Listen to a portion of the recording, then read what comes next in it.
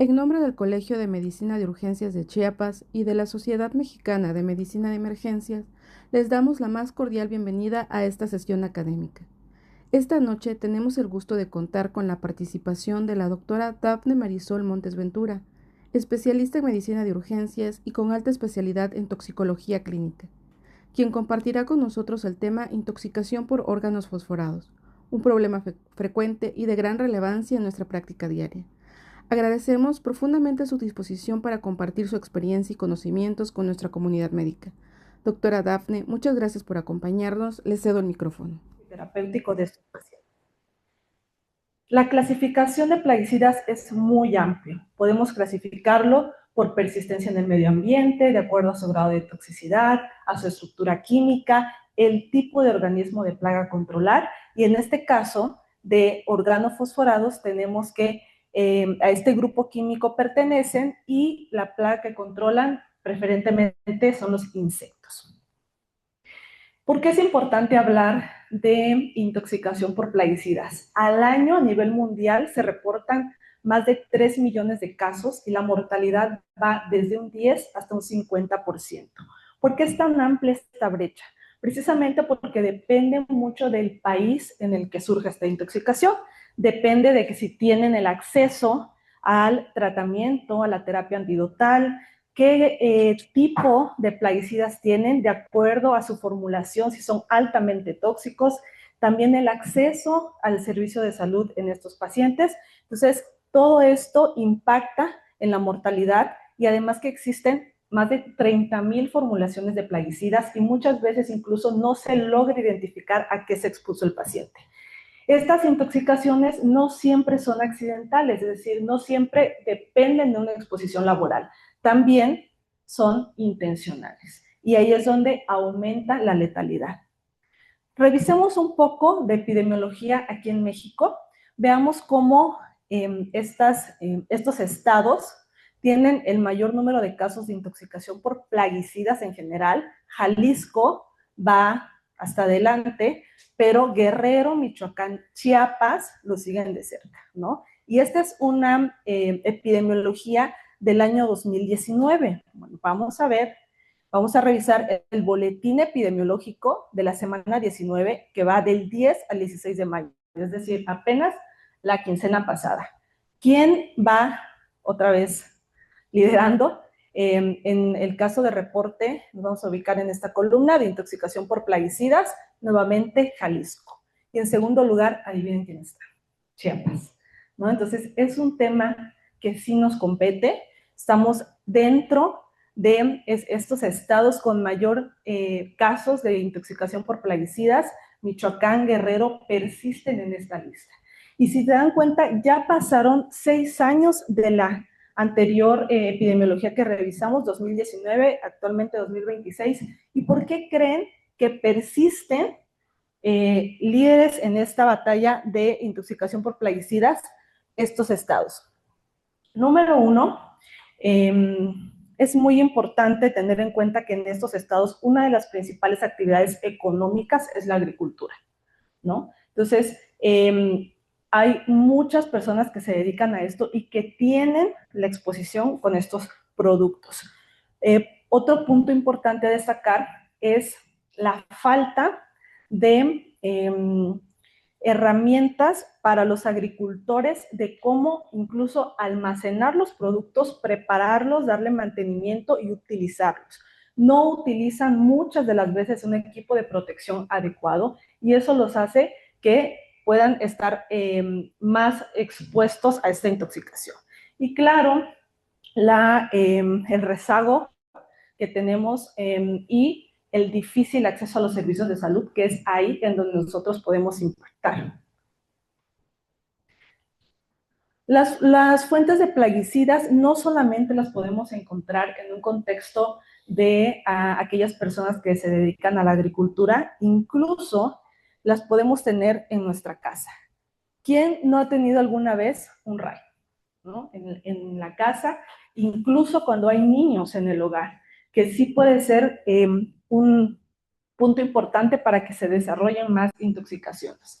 Afortunadamente, estos productos RAI contienen plaguicidas del grupo de los piretroides, piretrinas, piretroides. Este grupo de plaguicidas son menos tóxicos. Por ejemplo, praletrina o fenotrina, que son piretroides. ¿Cómo actúan estos piretroides? Básicamente mantienen abiertos los canales de sodio dependientes de voltaje y generan una despolarización constante. ¿Qué hacen con la cucarachita? La paralizan y muere, ¿no? En nuestro caso, ¿qué síntomas de intoxicación podemos presentar por estos piretroides? Afortunadamente, leves, ¿no? Si tenemos un contacto directo en la piel, por ejemplo, podemos generar una dermatitis por contacto, o también podemos generar como un tipo de reacción por hipersensibilidad y generar una urticaria, edema facial, etcétera, ¿no? Va a depender, claro, el grado de exposición, cuánto se absorbe este producto y la respuesta del paciente. Pero en general, afortunadamente, los piretroides son un grupo de plaguicidas que no generan una toxicidad grave, ¿no? Sí pudieran llegar a generar crisis convulsivas, pero es muy raro. Entonces, ¿por qué es importante identificar el plaguicida al que nos estamos enfrentando? Porque es muy diferente que llegue un paciente que se expuso a un piretroide a un paciente que se expuso a organofosforados. También su utilidad es en industrias o ocupacionales y control de vectores.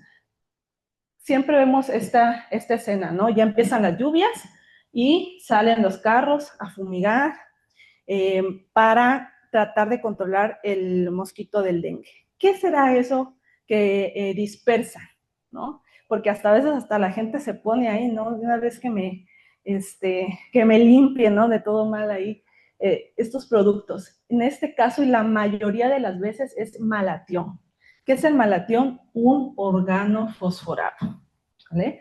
Afortunadamente, es de los organofosforados con menor grado de toxicidad, pero es un organofosforado. Entonces, el primer objetivo de la charla, ¿se acuerdan cuál era? El conocer al enemigo, ¿no? ¿A quién me estoy enfrentando? ¿De verdad es un organofosforado a lo que se expuso el paciente o es a otro grupo de plaguicidas? ¿Quiénes son y cómo actúan los enemigos de la iglesia, no?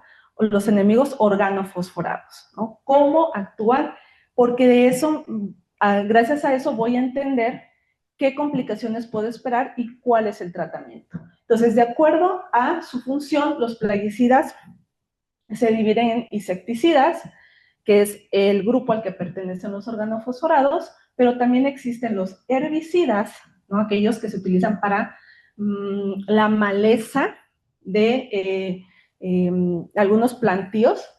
Esos herbicidas, por ejemplo, pueden llegar a ser sí mucho más tóxicos. No sé si alguna vez han visto algún paciente con intoxicación por paraquat, ¿no? Es altamente letal, genera un aumento de radicales libres terrible, con daño a órgano diana pulmón, una neumonitis terrible y el paciente muere muy feo. O el fosfuro de zinc o el fosfuro de aluminio. El fosfuro de zinc es un polvo negro, también de alta letalidad, genera falla multiorgánica, cardiotoxicidad y los pacientes mueren muy rápido, ¿no? El fosfuro de aluminio es una tableta que la utilizan aquí sobre todo para el café, para los granos de café. En una bodega está todo el café, tiran las tabletas, cierran todo y se van, ¿sale? Una de esas tabletas, si la tiramos acá, nos mata a todos, ¿sale? Genera la fosfina, la inhalamos y eso genera una toxicidad terrible. Entonces, tenemos muchos grupos de plaguicidas, los rodenticidas, por ejemplo, también, los warfarínicos, superwarfarínicos, que vienen en presentación de pellets, que llegan a generar sangrados de diferente intensidad, que muchas veces nos confiamos de que el paciente a lo mejor no contabilizó bien cuántos pellets comió, o los niños, es muy común que los papás los tiran los pellets detrás de los sillones, los niños empiezan a gatear, lo agarran, lo mastican o lo muerden, y ahí es donde es la exposición, ¿no? En este caso es muy común que lleguen a urgencias y como tomamos tiempos de coagulación,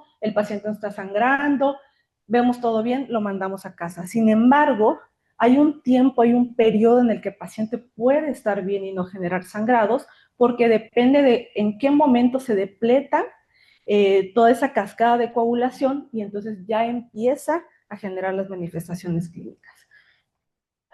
Entonces, de acuerdo a su clasificación y naturaleza química, también tenemos que identificar a los plaguicidas de acuerdo a su grado de toxicidad. ¿Cómo lo hacemos?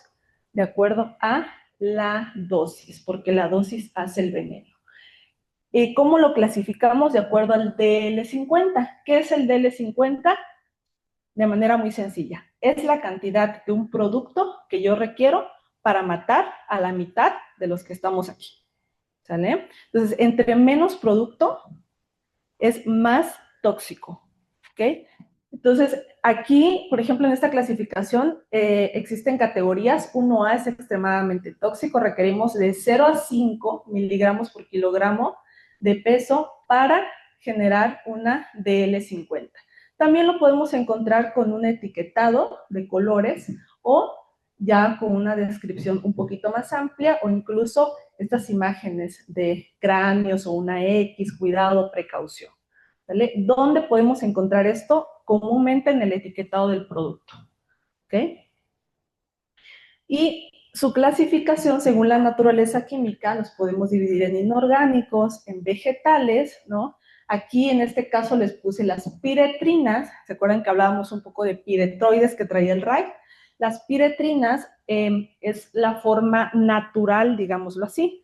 Tomaron su molécula, la modificaron en laboratorio y generaron a los piretroides. ¿Por qué? Las piretrinas se crearon a partir de una flor, de una variedad de crisantemo, pero empezaron a notar que si esas piretrinas las utilizaban al aire libre, no tardaba mucho su efecto y no tenía ese poder de matar las plagas tan fácil. Solo servían para interiores. Entonces modificaron la estructura química y generaron los piretroides, digamos que es el gemelo malo, ¿no? Y ese ya era más potente y era activo incluso en el medio ambiente, en el exterior. Entonces, las piretrinas es la forma vegetal, según su naturaleza química, y los piretroides la forma sintética, al igualmente que organoclorados y organofosforados. Los organoclorados no es tan común que los escuchemos porque afortunadamente están prohibidos en México.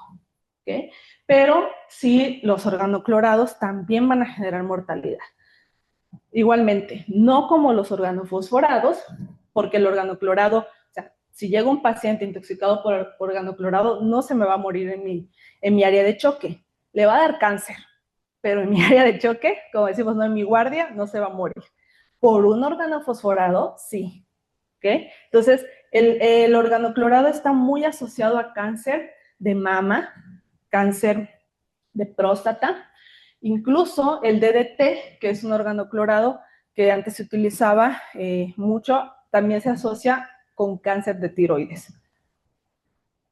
Entonces, aquí les puse algunos ejemplos de la familia química y cómo los podemos encontrar, ¿no? Los derivados bipiridilos, el paraquat, el licuat, organoclorados, DDT-aldrin, organofosforados, clorpirifos, carbamatos. Es una lista enorme. No nos los vamos a aprender de memoria, ¿no? Pero sí es importante reconocer que existen familias químicas y que de acuerdo a la familia química a la que pertenece el plaguicida que se expuso mi paciente, es como voy a esperar la manifestación clínica, las alteraciones del laboratorio, cómo voy a abordar ese paciente, qué complicaciones voy a tener y generar una sistematización. Segundo objetivo, el arte de hacer la pregunta correcta. Entonces, ya conocimos al enemigo, es decir, el paciente, ya sea que lo expresa verbalmente o el familiar lo expresa, trae la foto, incluso a veces nos traen la botella, que eso es sumamente importante para revisar el nombre, porque ellos nos pueden dar un nombre común, cómo lo llegan a conocer en la comunidad, etcétera, y ahí es muchas veces donde surge la confusión y pensamos que todo es organofosforados y no es así. Ya vimos que hay una extensa clasificación. Entonces, el arte de hacer la pregunta correcta. Muy bien, señor. Su paciente me dice que tomó algún plaguicida. Tiene la botella, tiene el frasco, tiene fotografía, quedó alguien en casa, le pueden enviar una foto para asegurarnos que efectivamente sea un órgano fosforado. Hay muchas presentaciones, pueden venir en forma de sebos, de polvos, pero lo más común es que se presenten en forma líquida. Y esto a nosotros como médicos sí nos preocupa mucho porque la absorción es mucho más rápida, ¿no? O sea, el jarabe, hagamos una analogía, el jarabe para la tos se absorbe mucho más rápido que una pastilla, ¿no? Igualmente aquí, todas las presentaciones líquidas que el paciente ingiere se absorbe rápido. Y eso no nos da tiempo a qué? Hacer una intervención que es muy común, porque a veces vemos el paciente muy grave y rápidamente lo queremos descontaminar y le queremos hacer un lavado gástrico. Y en algunas situaciones ya no es momento de hacerlo, ¿ok? ¿Qué más tengo para ayudar al paciente? No son todas las intervenciones para el paciente, vamos a ir individualizando el tratamiento.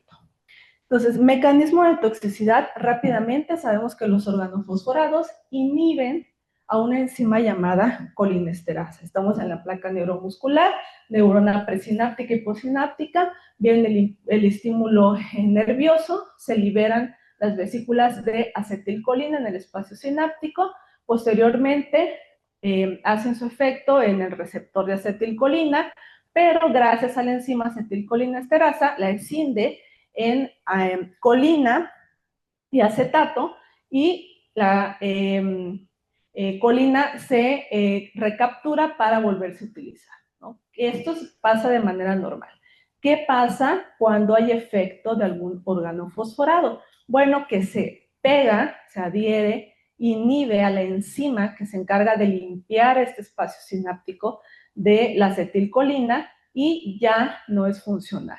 Entonces, se sigue liberando en el espacio sináptico esa acetilcolina, se acumula, hay una constante estimulación de los receptores de acetilcolina y por lo tanto, las manifestaciones clínicas que vamos a revisar en un momento. De acuerdo a esta estructura química, el organofosforado es un éster de ácido fosfórico.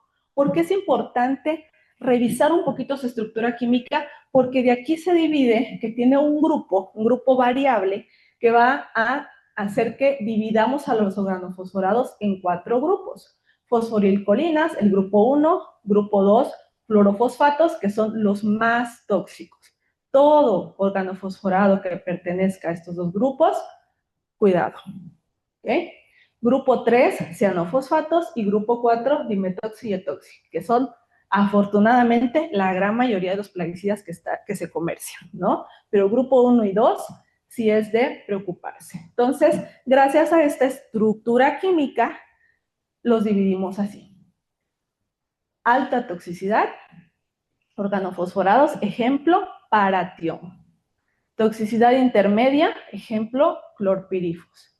Toxicidad baja, malatión, que es el que utilizan para fumigar los campos de golf, que el dengue, okay. ¿Vale? El mosquito del dengue, muy bien. Entonces, ya al menos en esta charla, yo creo que nos llevamos 3 nombres, ¿no? Si mi paciente dice paratión, le corro. Choque, 2 vías, laboratorios, lagazo, el electro, y vámonos, ¿no? Porque los pacientes, por esa intoxicación, se pueden llegar a morir hasta en 1 hora. ¿Ok? Si no les damos el manejo correcto. Clorpirifos, bueno, ¿no? Ya es una toxicidad intermedia. Y malatión, baja. Quise hacer un pequeño apartado de carbamatos porque es muy común que haya esta confusión entre si el paciente se intoxicó por un organofosforado o es un carbamato. Y el manejo sí se modifica un poco, ¿ok? ¿Cuál es la principal diferencia entre organofosforado y carbamato? El grado en que se une o inhibe a la enzima acetilcolinesterasa. Es decir, el carbamato la inhibe de forma reversible. Y el carbamato no atraviesa barrera hematoencefálica, por lo tanto vamos a tener menos afección al sistema nervioso central. Mientras que los organofosforados se unen a la colinesterasa de manera irreversible. Y entonces ahí tenemos otra intervención. ¿Existe algún antídoto que tenga como efecto el poder separar nuevamente y liberar a la enzima colinesterasa del plaguicida? Lo vamos a revisar más adelante. Carbamato, de los más comunes, furadán y carbofurán. Incluso vean esta botellita, y aquí ya trae el cráneo, ¿no? La calaverita. Dice, peligro, veneno, altamente tóxico. Ya vamos identificando etiquetas, roja, y aquí tenemos que revisar qué más traen, porque muchas veces también traen derivados de solventes, hay que ver el excipiente, muchos otros aditivos, ¿no? Que puede llegar a tener la presentación.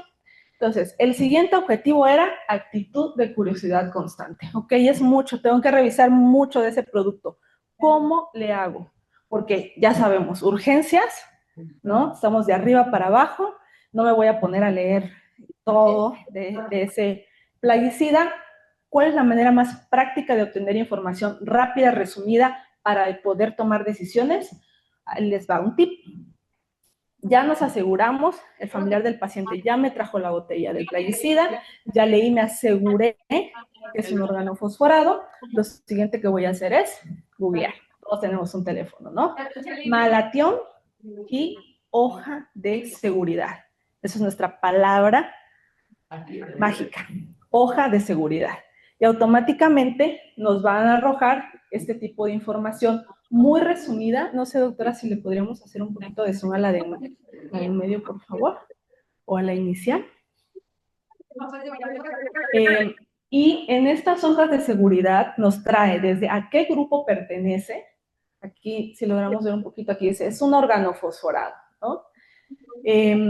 Su DL50, incluso muchos traen unión de proteínas, volumen de distribución, gradiente de solubilidad. Ya nos traen muchas características físico-químicas del producto, e incluso nos dan hasta número de teléfono ahí de emergencia para llamar, ¿no? Y esto prácticamente nos resume y nos ayuda a tomar decisiones. A veces incluso trae algunas recomendaciones de primeros auxilios. Si no, no hay problema, doctora. Pero es la manera en que podemos accesar una información rápida, ¿ok? Para asegurarnos de que sí estamos tratando con este grupo de plaguicidas y cuáles son las principales características físico-químicas de él, ¿ok? Un poco de toxicocinética de organofosforados. Sí es importante comentarles que los organofosforados son muy lipofílicos, que es lo que les permite que atraviesen la barrera hematoencefálica. La concentración pico promedio es a las 6 horas, no así los carbamatos, que es en 30 minutos. Sin embargo, los carbamatos no atraviesan tan fácilmente la barrera hematoencefálica. De ambos, su metabolismo es hepático y su excreción es renal. Entonces, la acetilcolina es una de las protagonistas aquí, ¿no? La acetilcolina es el neurotransmisor esencial en la transmisión del sistema nervioso central, musculoesquelético y autónomo. Y va a depender qué receptor es el que más se estimule para explicar las manifestaciones clínicas que vamos a revisar, ya que tenemos receptores tanto muscarínicos como nicotínicos. Lo más común es que se afecten más los receptores muscarínicos, ¿no? Y es lo que nos explica esa crisis colinérgica, ese síndrome colinérgico. La acetilcolinesterasa, esta enzima, entonces se expresa en sistema nervioso, músculo esquelético y membrana de los eritrocitos. Estos dos puntos nos van a explicar las manifestaciones clínicas, y el hecho de que esté en la membrana del eritrocito nos ayuda a medir su actividad. Es decir, podemos medir la actividad de la acetilcolinesterasa tanto libre en plasma como la unida a la membrana de los eritrocitos. Y si esa actividad está disminuida, quiere decir que alguien la está inhibiendo, ¿no? Porque muchas veces para hacer el diagnóstico nos dicen, no, tienes que tener niveles de acetilcolinesterasa. Sí nos ayuda, pero en nuestro medio, en nuestro país, eso es un poco complicado, ¿no? Entonces tenemos que echar mano de la clínica y del interrogatorio para hacer el diagnóstico más rápido.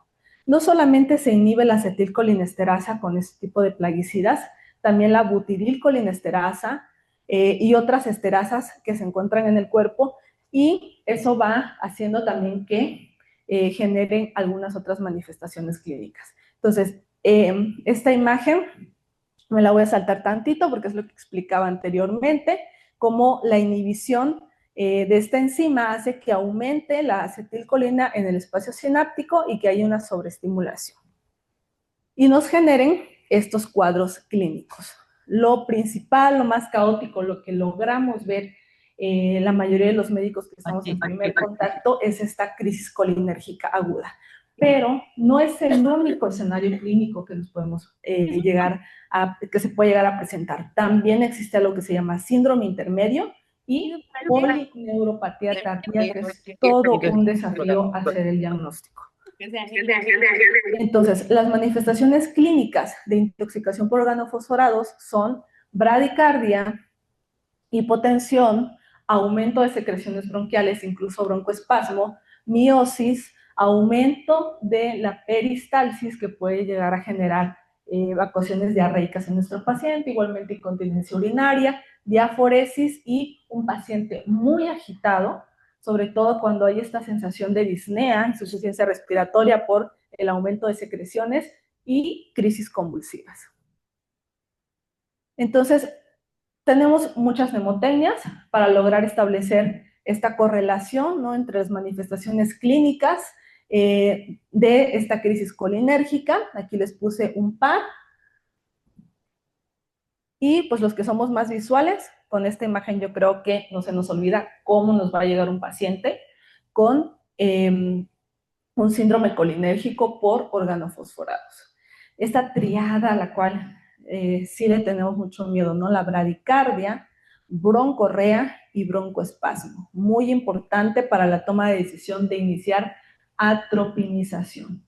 ¿A todos mis pacientes voy a atropinizar? No. ¿Ok? No. Sobre todo la toma de decisión es cuando hay afección hemodinámica, esta bradicardia. ¿Ok? Los demás, ahorita vamos a ver qué tratamiento podemos dar para no llegar a la atropinización, lo cual no es una decisión a la ligera. Hay complicaciones de esa atropinización y que puede llegar a generar mortalidad en nuestro paciente. Y aquí les traigo una imagen.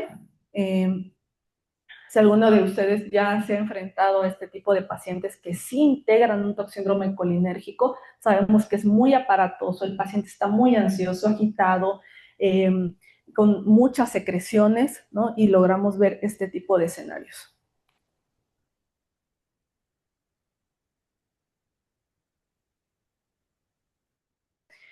En cambio, cuando tenemos una mayor estimulación de receptores nicotínicos, nuestro efecto nos vamos al contrario, ¿no? Tenemos midriasis, taquicardia. Aquí lo que predomina es la debilidad muscular, que puede llegar incluso a generar parálisis de músculos respiratorios. También el paciente puede estar hipertenso, con fasciculaciones, y es más común en fases iniciales de la intoxicación y en niños. Y vemos estas manifestaciones de fasciculaciones, sobre todo por actividad nicotínica.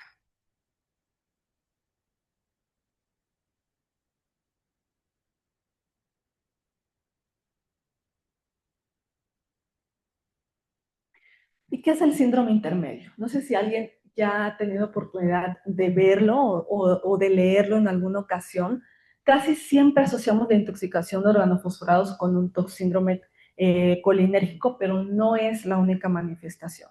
Es raro, sí, se presenta en el 18% de los casos y aproximadamente se empieza a desarrollar a las 24 horas de esa exposición del paciente y se debe a la acción prolongada de la acetilcolina sobre los receptores nicotínicos. ¿Cómo es el diagnóstico clínico? ¿Qué presenta el paciente? Debilidad. Debilidad muscular, sobre todo proximal de extremidades, y lo más grave sería de músculos respiratorios. Es no común, pero sí nos han tocado algún par de casos que el paciente llega con criterios de manejo avanzado de vía aérea a urgencias, se intuba, se da el tratamiento antidotal, tratamiento soporte, despertamos al paciente y ¿qué pasa? Que no puede mover las piernas o las manos, ¿no? Por ejemplo, y ahí estamos ya probablemente ante un síndrome intermedio. La recuperación se da entre 4 a 18 días, en lo que otra vez se va restaurando la actividad de la acetilcolinesterasa. La polineuropatía retardada es por exposición crónica a organofosforados. Esos pacientes, esos agricultores que están constantemente expuestos y de repente desarrollan sobre todo debilidad de los músculos distales de las piernas, tienden ya a empezar a caerse, generan una marcha táxica, revisamos reflejos y están completamente abolidos, e incluso puede haber empezado como una parestesia o dolor muscular. Y esto se puede presentar, la bibliografía dice de entre 10 a 15 días, pero sí se han hecho reportes de casos de hasta meses después de la exposición. Y la única correlación que se ha establecido entre ellos es que el paciente estuvo expuesto de manera crónica a organofosforados. Entonces, por ahí en nuestra listita, ¿no? De alguna vez cuando encontremos este tipo de pacientes, agregar al interrogatorio la exposición a plaguicidas. El diagnóstico es clínico. Claro, nos podemos ayudar de la estimación de la actividad de la colinesterasa que tengamos a la mano. Si en nuestro laboratorio, en nuestro centro de trabajo se pueden medir niveles de colinesterasa plasmática, adelante. Si no, de la colinesterasa eritrocitaria. Claro que vamos a tener un monitoreo cardíaco constante y estudios complementarios. Ahora, la medición de la colinesterasa, les comentaba, puede ser plasmática o eritrocitaria. Sin embargo, la eritrocitaria es la que refleja más cercanamente a la actividad de la colinesterasa neuronal. Sin embargo, es más caro este estudio y es poco accesible. Aquí tenemos un ejemplo de cómo la actividad de la enzima se correlaciona, aquí la está correlacionando a grados de intoxicación, leve, moderada y grave. ¿Okay? Sin embargo, ya se ha visto que no existe tal correlación, ¿no? De manera estrecha, puede variar. ¿Y esto a qué se debe? A que se sabe que existen órganos de reserva de la enzima, ¿no? Así como variaciones de los propios pacientes en cuanto a la actividad de la enzima. Pero sí podemos echar uso de ella. De hecho, en estas dos determinaciones que les muestro aquí eran pacientes que sí se logró identificar el plaguicida, sí tenían síntomas graves y sí se correlacionaba al final el grado de afección, el grado de inhibición de la enzima con la clínica. De hecho, sacando los porcentajes, en ambas, en una está en 6% y en otra en 12%. Intoxicación grave en ambos, ¿no? Y bueno, se utilizan diferentes métodos para ella. No sé si en su centro de trabajo alguna vez la han solicitado o saben que se pueda realizar. También sería importante por ahí preguntar, ¿no? Prevención. Equipo de protección personal. Muchas veces nosotros como médicos de primer contacto ni preguntamos, ¿no? Ya estamos encima del paciente, pero tenemos que protegernos. Existen diferentes grados de equipos de protección personal de acuerdo a HAZMAT, que es como el protocolo que se utiliza para el manejo de materiales peligrosos. Y les puse aquí grados o niveles de protección. Este sería el más alto, por ejemplo. Aquí ya incluye pues toda una protección respiratoria, sobre todo. Hay un tanque de oxígeno adentro. incluso traen audífonos, etcétera, para poderse comunicar y no tener absolutamente nada de exposición.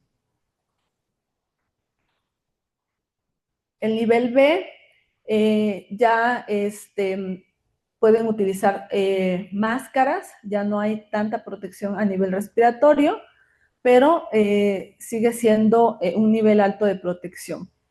El equipo de protección C se le da todavía prioridad a lo respiratorio y a toda la piel.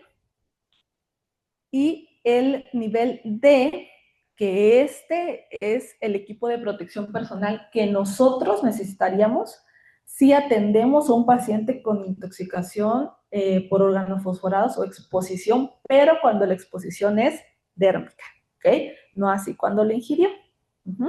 Si el paciente estaba fumigando y tuvo una exposición dérmica, lo primero es colocarnos nuestro equipo de protección para recibirlo, guantes, bata desechable, no necesitamos KN ni nada con el cubrebocas plisado, con ese es más que suficiente. ¿Por qué? Porque no vamos a tener una exposición inhalatoria, ¿sale? Y gorrito.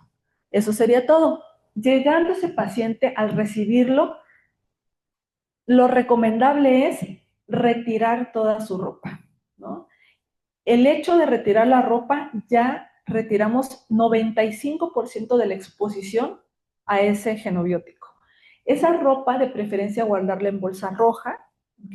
Y ya no abrirla. Pasar al paciente, si tenemos regadera en nuestra área de urgencias, sería lo ideal, ¿no? Pasar ahí al paciente 20 minutos que esté en baño constante, sobre todo, y si está despierto, claro, coopera, tratar de insistir en los pliegues, ingles, axilas y debajo de las uñas, porque muchas veces ahí queda el producto. Y eso sería como la primera intervención que podríamos hacer, descontaminación. Entonces vamos a manejar 3 pilares de tratamientos: descontaminación, el ABC y la terapia antidotal.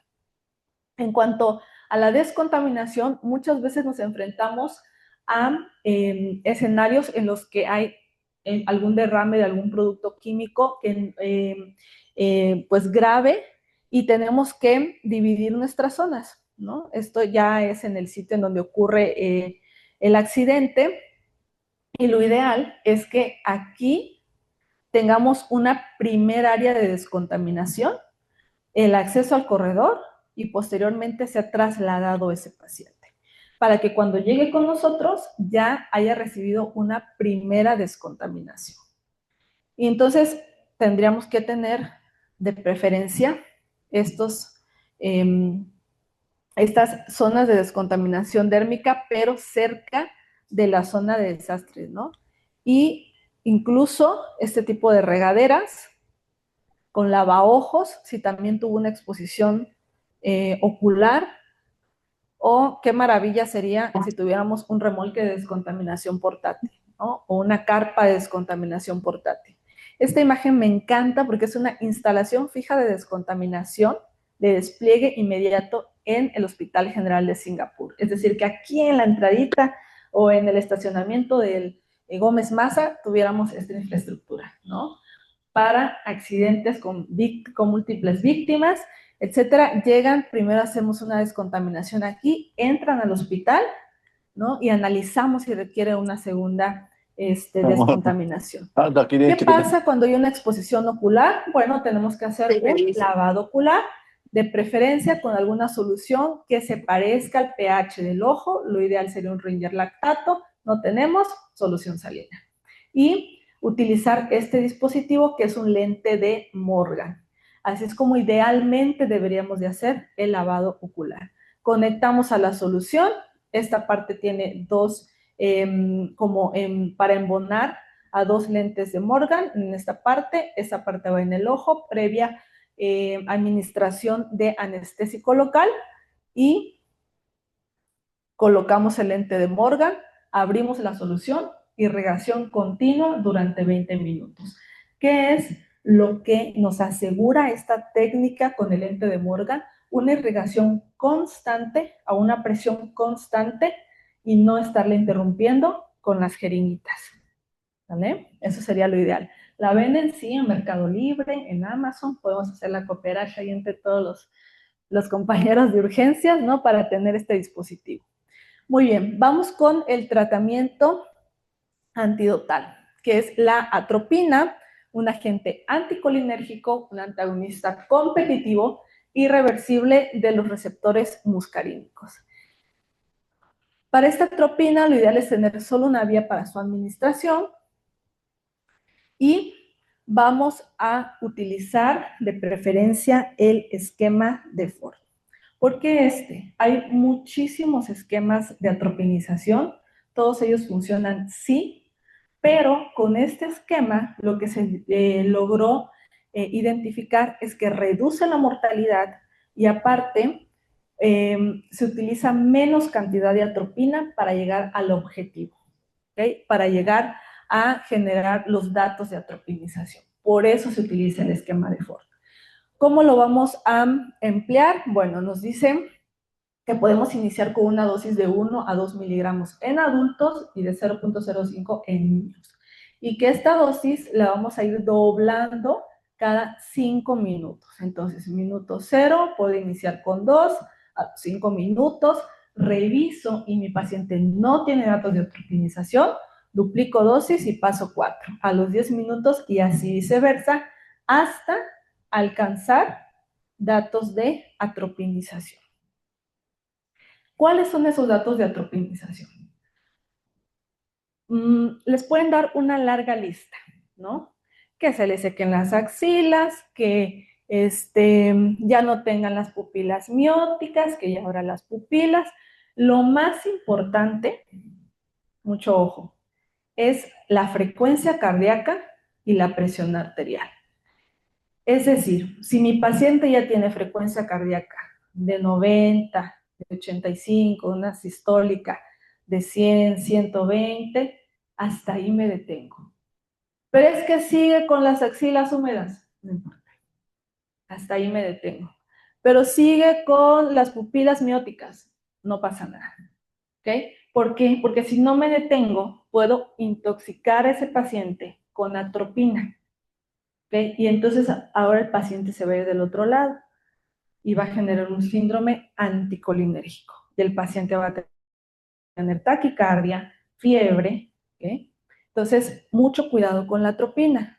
Lo principal es frecuencia cardíaca y tensión arterial. Esas son mis metas que tengo que vigilar. Ok, hay muchos escenarios de un paciente intoxicado por organofosforados. Vamos a hacer el ejercicio como con 3 para que vayamos ajustando dosis, ¿ok? Y se nos haga más sencillo al momento de enfrentarnos a un paciente intoxicado. Entonces, iniciamos, en este caso, en el ejemplo que les puse, con 1 miligramo, a los 5 minutos, 2, así sucesivamente, y logramos atropinizar a nuestro paciente, ¿ok?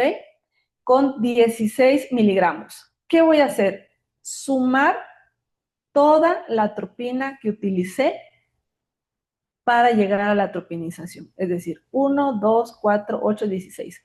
¿Con cuánto logré atropinizar al final mi paciente? Un total de 31 miligramos. ¿Hasta ahí vamos bien? ¿Sí? Con eso ya mi paciente tiene frecuencia cardíaca de 80, sistólica igual 100, 120, listo. Hasta ahí me detengo. 31 miligramos. ¿Pero qué creen? No podemos dejar al paciente así. Tenemos que mantener una infusión de atropina.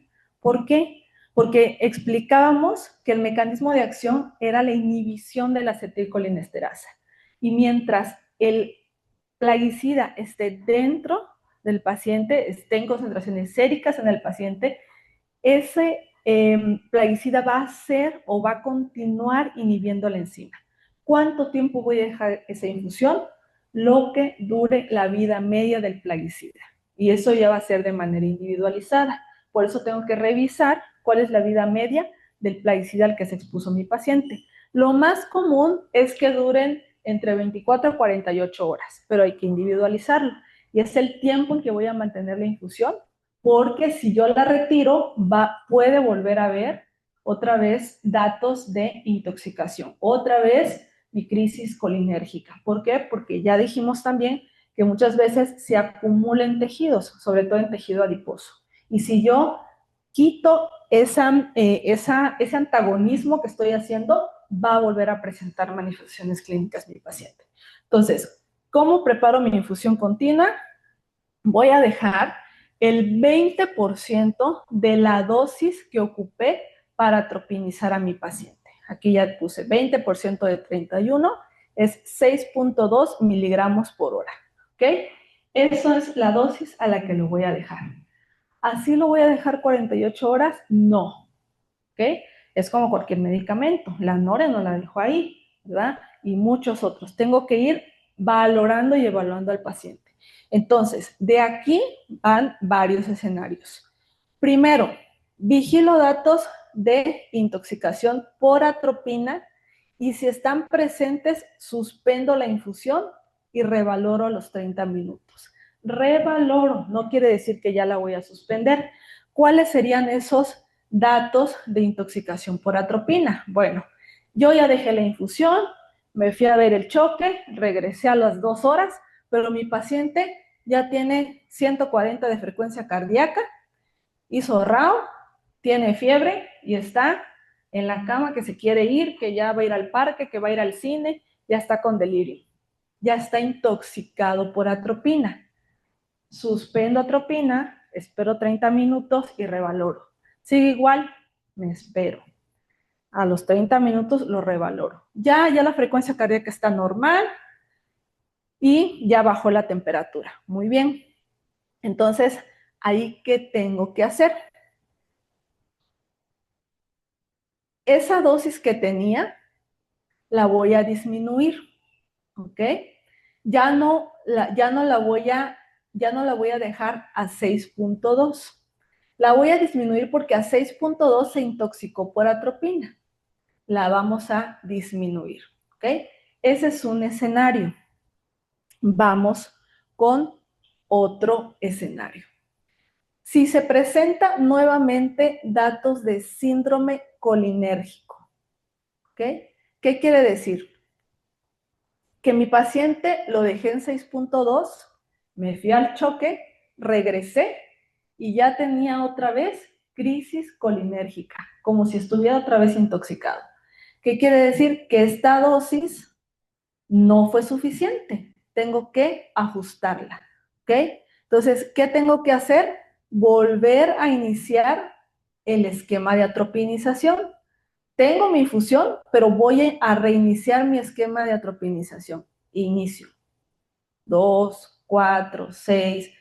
Ya que logré atropinizarlo otra vez, entonces voy a aumentar esa cantidad de atropina que requerí más la que ya tenía. ¿Okay? Es decir, esos 6.2 más la cantidad de atropina que requerí nuevamente para atropinizarlo y de ahí voy a volver a sacar el 20% para volver a dejarle la infusión. ¿Vale? Entonces, esos serían los ejemplos de cómo mi paciente requiere ajuste de la atropina. ¿Okay? En este caso, si vamos a reiniciar la infusión, si se intoxicó, digamos, a 6.2,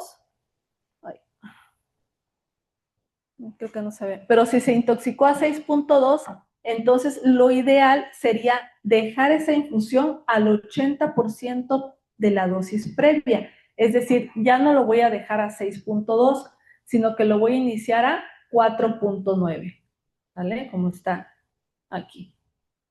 Y en el otro caso, le voy a sumar a la infusión previa y entonces ya no lo voy a iniciar a 6.2, sino a 7.9, que es aquí el último rengloncito.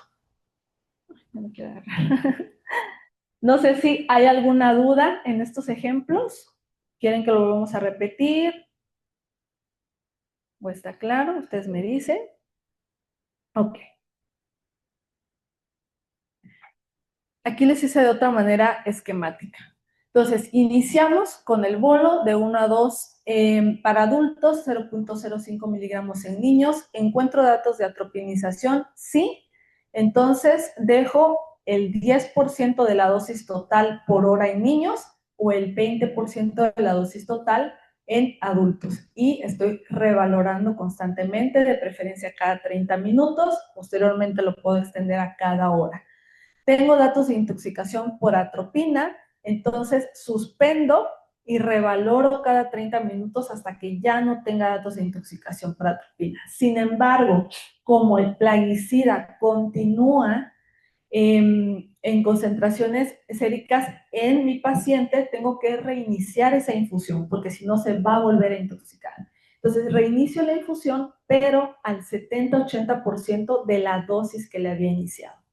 Vamos a, en el otro brazo de este algoritmo que dice, ya inicié mi infusión, presento síndrome colinérgico nuevamente, entonces vuelvo a atropinizar. Y la dosis total en la que logré atropinizarlo por segunda vez, se la sumo a la anterior y dejo mi infusión. ¿Qué es lo que debería de verificar constantemente en mi paciente? Muchas veces ocupamos como una hoja de verificación en donde estamos checando si mi paciente tiene crepitantes, sibilancias o signos vitales, su estado de despierto, la dosis de atropina de infusión que llevamos, la dosis en bolo que se ocupó, para llevar un control más estricto en estos pacientes. Entonces, cuando me paso de atropina, ¿qué puedo generar? Un toxíndrome anticolinérgico. Entonces, mucho ojo con esta situación, porque incluso llegamos a hacer asesoría a distancia y los médicos muchas veces piensan que tiene fiebre por alguna otra causa, ¿ok? O que tiene una infección o alguna otra situación y no. Lo que pasó es que está intoxicado por atropina, ¿sale? Entonces, tenerlo en cuenta cuando estamos con la infusión de atropina. Tuvimos este caso de una sobreatropinización en el hospital con un paciente muy agitado, con fiebre, taquicardia, por sobreatropinización. Vean las fasciculaciones. ¿Ok? Muy bien. Entonces, dejamos esta parte de la atropinización y nos vamos a otra terapia antidotal, que son las oximas. Las oximas que existen son la pralidoxima y la obidoxima. ¿Qué hay en México? Obidoxima, que su nombre comercial es el Toxogonin. ¿Ok? Estas oximas, ¿qué hacen? Prácticamente reactivan la colinesterasa inhibida, ¿ok? Acuérdense que la atropina no se une a receptores nicotínicos. Si mi paciente tiene predominantemente manifestaciones clínicas nicotínicas, no le va a hacer nada a la atropina. Ahí necesitamos a las oximas. No es efectiva tampoco para disfunción neuromuscular y ahí es donde entran las oximas. Y de preferencia se deben de administrar en conjunto para evitar la inhibición de la acetilcolinesterasa inducida por oximas, que es raro, pero es la recomendación que se debe de dar. Su uso de preferencia tiene que ser las primeras 24 a 48 horas. Tengo un paciente intoxicado por organofosforados, ya atendí la crisis colinérgica aguda con atropina, pero no deben de pasar más de 24 horas en lo que yo le tengo que iniciar las oximas. ¿Por qué? Si esperamos este tiempo, aparece algo que lo han denominado en la bibliografía como envejecimiento enzimático. ¿A qué se refiere esto? Que se crean enlaces entre el organofosforado y la acetilcolinesterasa y ya la unión va a ser irreversible, ¿no? Entonces, entre más rápido se inicie, mejor le va al paciente. Aquí les dejo las dosis. En este caso, preferentemente de la obidoxima, el esquema que utilizamos con mayor frecuencia son los 250 miligramos de impregnación y posteriormente los 750 miligramos cada 24 horas. Vienen en ámpulas de 250 miligramos el Toxogonil y una caja nos alcanza para esta dosificación en particular. ¿Dónde lo podemos obtener? El Toxogonil.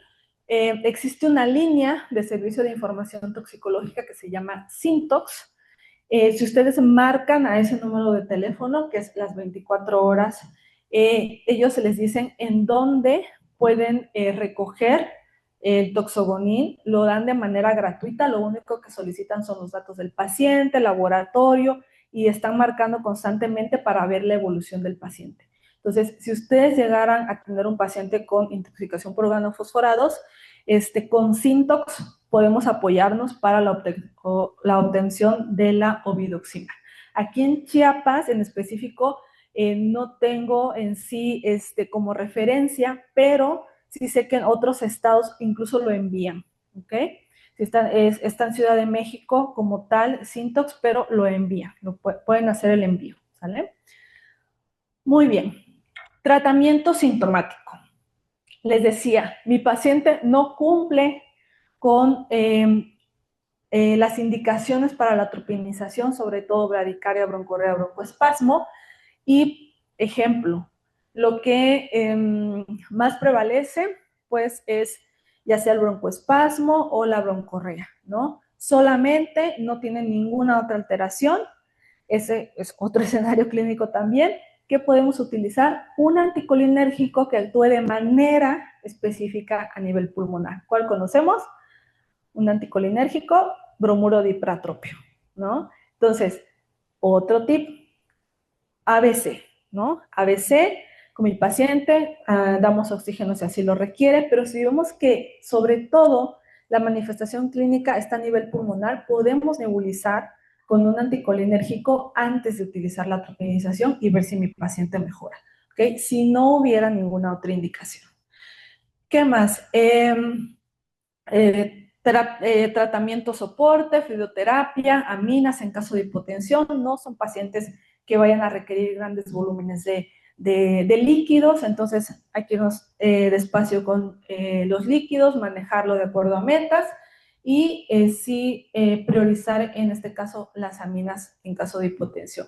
Para crisis convulsivas, aquí lo indicado son las benzodiazepinas, ¿ok?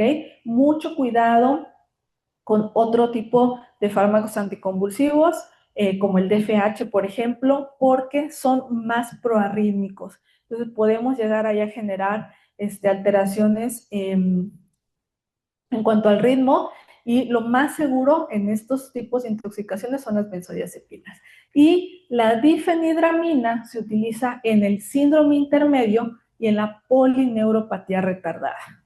¿Okay? Entonces, tengo un paciente que ya tuvo antecedente de la exposición, tuvo una crisis colinérgica, estuvo intoxicado por organofosforados y ahora viene con debilidad muscular, parestesias, marcha táxica.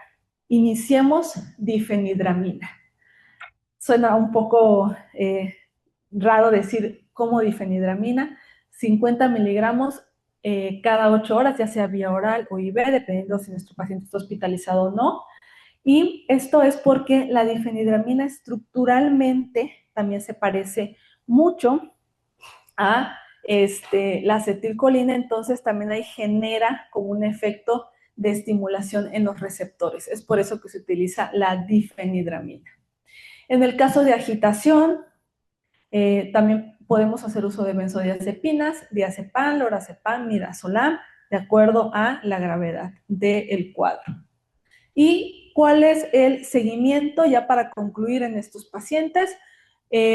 Hospitalización a todos los pacientes intoxicados por inhibidores de colinesterasa hasta lograr identificar correctamente el plaguicida, ver cuál es la cantidad a la que se expuso en caso de ingesta, buscar la dosis tóxica para poder establecer un pronóstico.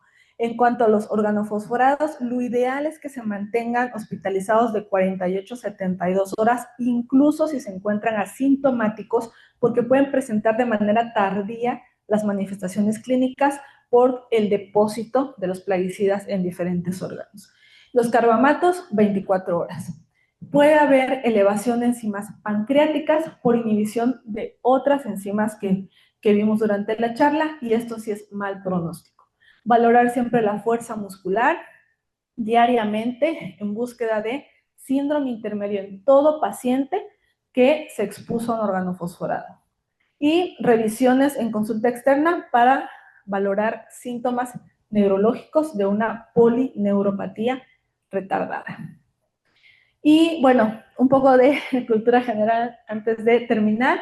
No sé si han escuchado este gas de guerra utilizado mucho en la Segunda Guerra Mundial, el gas sarín, pues es un órgano fosforado, ¿no? Ahorita que estamos en épocas oscuras, no estaría de más cargar nuestra pluma de un oxima, ¿no? Por si llegan a rociarnos por ahí Estados Unidos.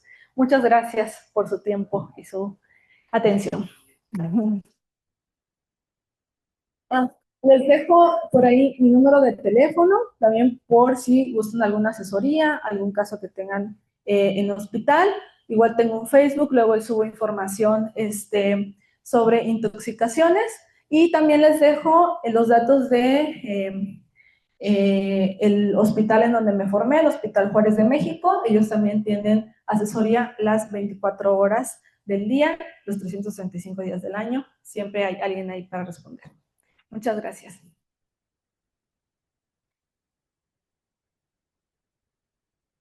Pues muchas gracias, doctora, por su apoyo. Fue una excelente ponencia. Gracias. No sé si hay alguna duda. ¿No? Pues agradecido, doctora, por su participación en el colegio.